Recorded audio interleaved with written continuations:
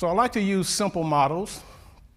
The purpose of simple models is it's easy to talk about culture.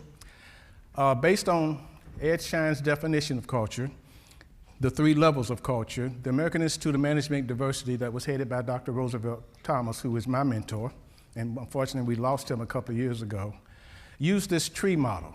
Everybody understands a tree, right? Any of y'all ever heard of a tree? You remember trees, right? Trees are awesome things. But we know that the tree has all this visible stuff, the branches, the leaves, and all that stuff we see all the time. We also know that they have a trunk.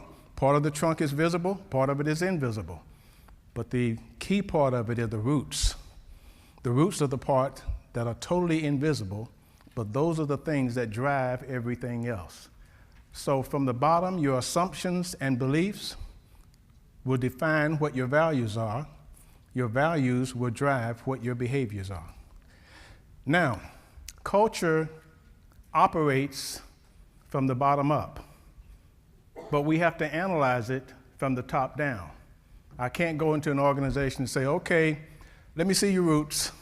You can't go in and say, can I see your roots? Because they wouldn't have a clue what it is. The interesting thing about culture is because we don't talk about it, there's no manual that tells you exactly what the culture is. You have to analyze it to find out what's going on. Most senior executives understand culture. They live in it. They've succeeded in it.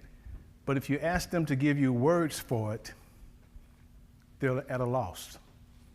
They couldn't tell you at all what culture is in terms of the language. So part of our work is to populate this tree, to go in and find out 3 or 4 core assumptions and beliefs, about 5 or 6 key values. And when we talk about values here, we're not talking about espoused values. You know the chart on the side of the wall in the conference room?